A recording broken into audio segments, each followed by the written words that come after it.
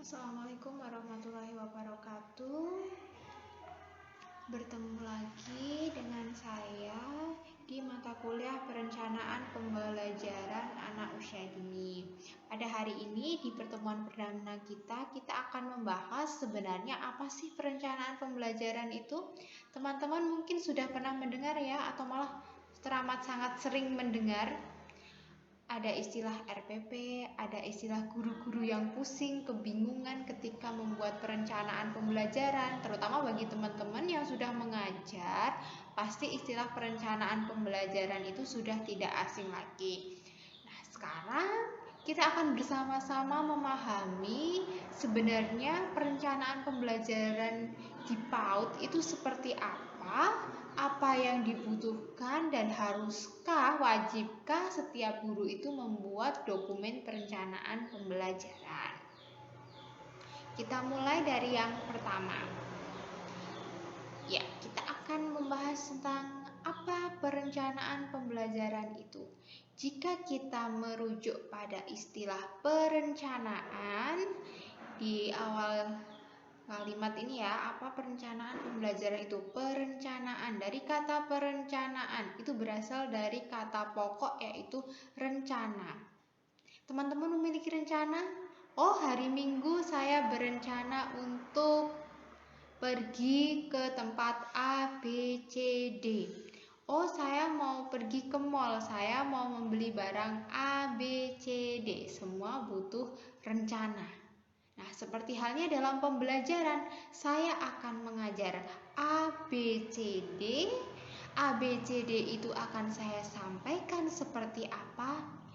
Itu tertuang dalam dokumen perencanaan pembelajaran.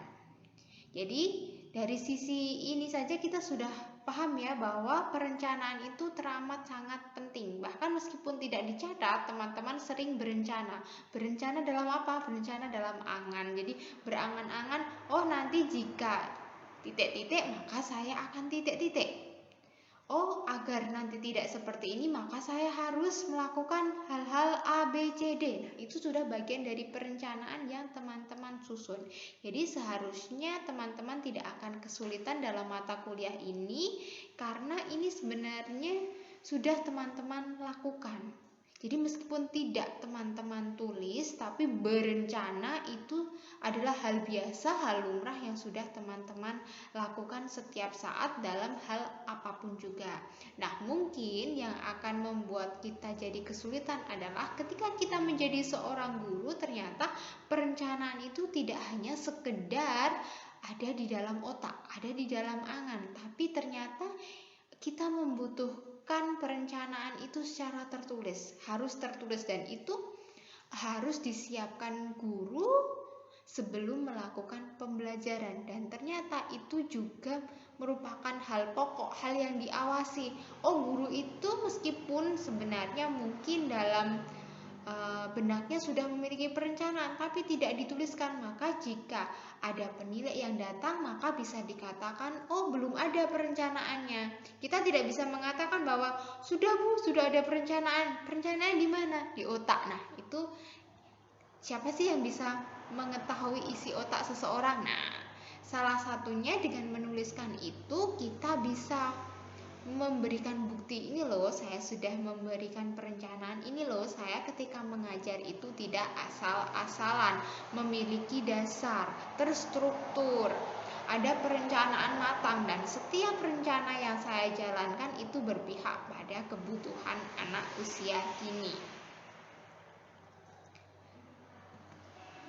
Menurut Stephanie Somers bahwa perencanaan adalah uraian lengkap dan rinci kegiatan mulai dari pertanyaan yang guru bisa utarakan dan guru bisa ajukan, dan pertanyaan itu bisa memberikan informasi kepada guru bahwa anak itu paham, anak itu belum paham, atau malah bisa memancing ke kegiatan selanjutnya, serta informasi apa yang hendak dicatat di papan tulis.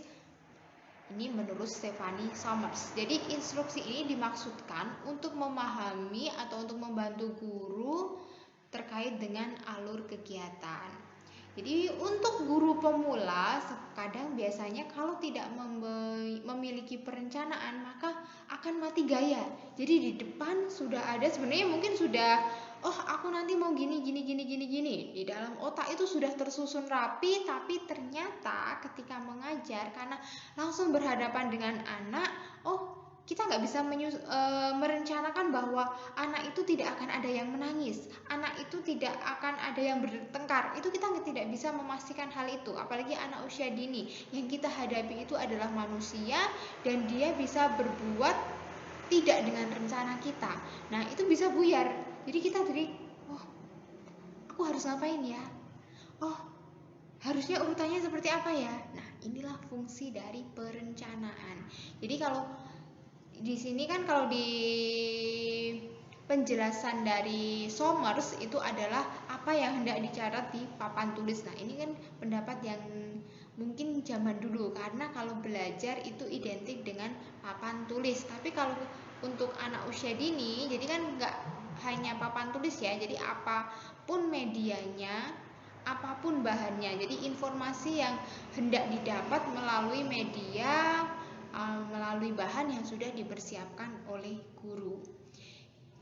Dan meskipun perencanaan itu sudah ditulis dalam bentuk teks, bukan berarti kita menjiplak ya. Jadi selalu membaca di dalam kelas, membaca tadi urutannya apa ya, tidak seperti itu. Jadi perencanaan itu memang harus dibuat jauh sebelum kita melakukan atau mengeksekusi suatu pembelajaran.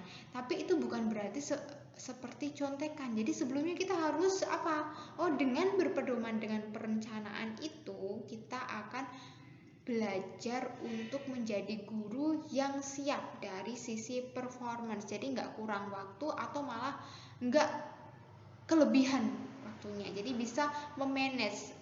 Jadi bisa mengatur sampai kapan saya akan menyampaikan, yang akan saya sampaikan apa saja, itu sudah terukur dari sisi dokumen itu. Tapi bukan berarti bersifat kaku ya. Jadi misalnya ada anak yang menangis, didiemin saja karena udah jangan menangis, udah jangan menangis. Ini loh Bu Guru harus menyelesaikan A, B, C, D, ini harus selesai. Nah, tidak seperti itu ya. Jadi bersifatnya tidak sekaku itu. Jadi memang itu tuh sebagai kerangka dasar kita untuk mengajar, tapi bukan berarti kita harus kaku sama plek jiplek dengan dokumen yang sudah kita susun. Jadi kita harus tetap, karena yang kita hadapin itu adalah manusia, bukan benda mati, bukan mesin. Jadi kita harus melakukan dan memperlakukan anak secara humanis. Jadi tidak egois karena perencanaannya Bu Guru itu A, B, C, D.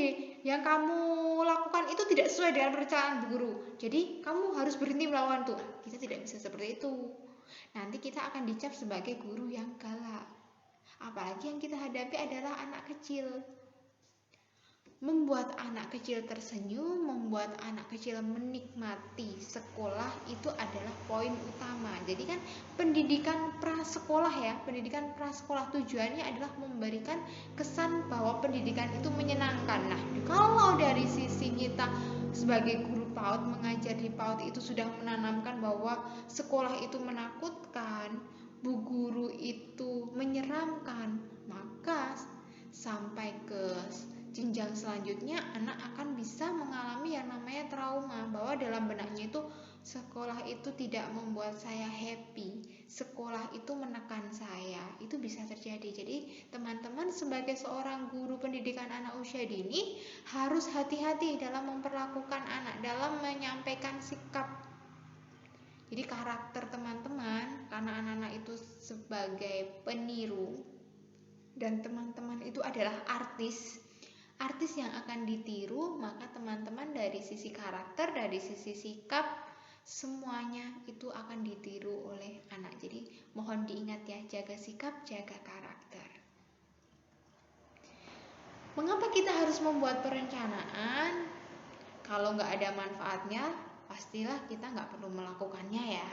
Nah, kenapa pemerintah mewajibkan kita membuat perencanaan pembelajaran? Karena tentunya ada manfaatnya.